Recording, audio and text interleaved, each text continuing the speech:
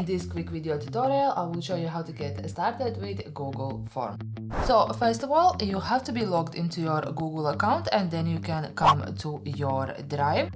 Then click on New and scroll down to Google Forms. Or you can also come to URL docs.google.com/forms, and from here you can choose one of the templates, or you can also start building your form from blank, from scratch. So if you are doing something like party invitations or sign up forms, you might actually use one of these templates. For the purpose of this tutorial, we're gonna just start building our form from scratch. So we are going to click on blank, and the first thing here, we're gonna give our form name. We are going to call it a sample form, and then from here you can also style your form title by using these options. You can also insert the link and add some description as a short text right here. So now let's move on down, and we have the first question right here. So for the first question, let's just type question your first name. Again, you can style your question if you wish to, and then here will be the answer to your question. Now Google by default will suggest the answer type they think it will fit to your question. So in this instance is answer by short text. Okay, so if you click on this drop down right here, you can see all the optional features you can use for your answer, such as paragraph if you do require longer text, multiple choices, checkboxes, drop downs, file uploads, and so on. And then once you have selected the answer type, that's how it will look like, your question and your answer. Now from here you can duplicate this section, or you can delete it, and you can also enable a required feature right here.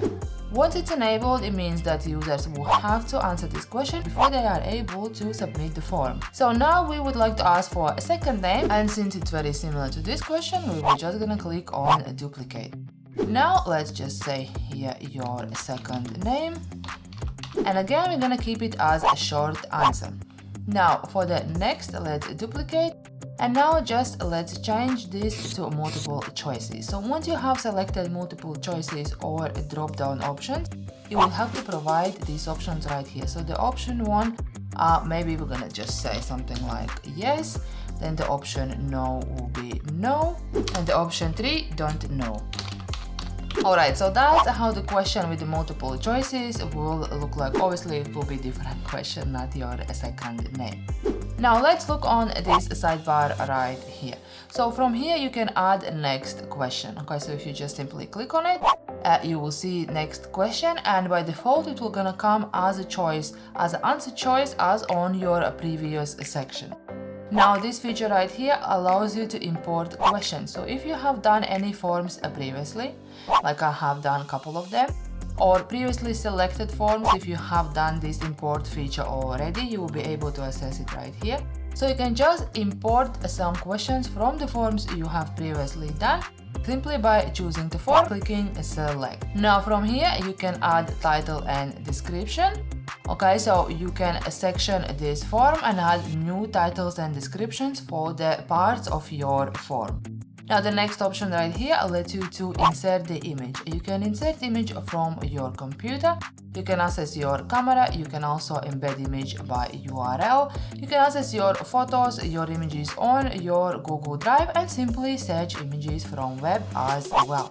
So if we click on Google Drive, you will see the images on your drive, the images that was shared with you as well. So you can access all of them, and if you just simply click on it and then click on insert, it will be added to your form. Now images are great to be used within the form if you are about to ask some questions regarding this image.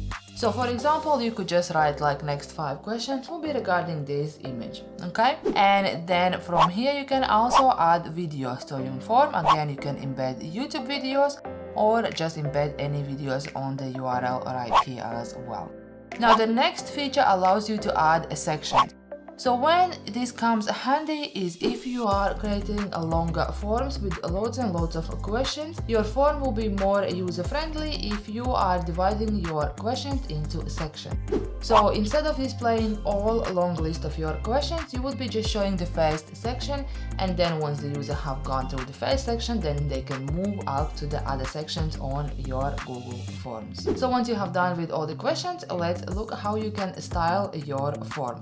So if we come up right here on this icon, customize themes, and click on it, you can then see you can set your text style, you can choose the size and the font as well. So let's say we would like to change this to something more cursive, and you see how it looks like. Now it applies only for the header. You can also change it for the question, and you can keep answer text in different font and size as well. Now on your form header, you can as well choose the image and insert it, so you have some that comes by default on Google. You can also use your own uploads and photos as well. So let me just select one of these and click on insert. You will see this will appear on the top of your form. Then you can also set the color, so you can choose by one of these default colors, or simply click on this plus icon right here. Let me click on the red and click on add. You will see how it will change your form section color right here. You can also check one and change some background colors and so on. Okay, so once you have done, you can close this, and we can go here and preview how our form is looking once it's done.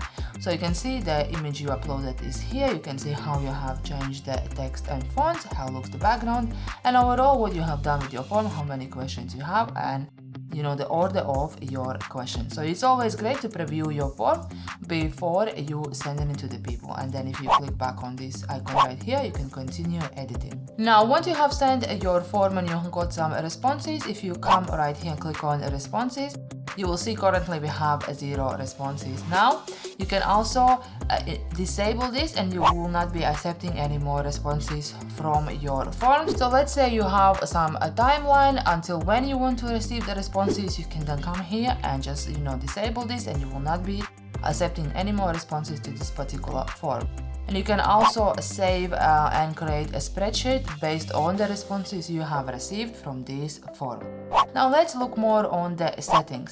So from here, you can make your form such as a quiz by assigning points and setting answers and automatically providing feedback.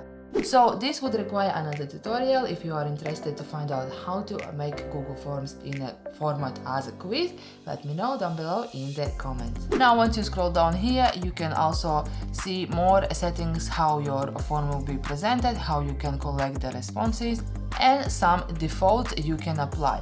So for example, if you click on form defaults right here, you can collect email addresses by default, and your questions can be required by default. So if you are creating forms where every single question is required, you can just simply come here and on this feature, so you don't have to manually select it for every question. It will be applied for each and every question of your form by default. So once you are ready to send your form, you can come up right here, click on send, and again you have several options. So you can send your form through email. Okay, you can just click here, include the form in the email, and enter some email addresses and set the subject and a message right here.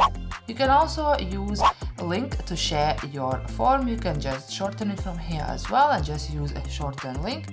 And once you copy this link, you can then share it.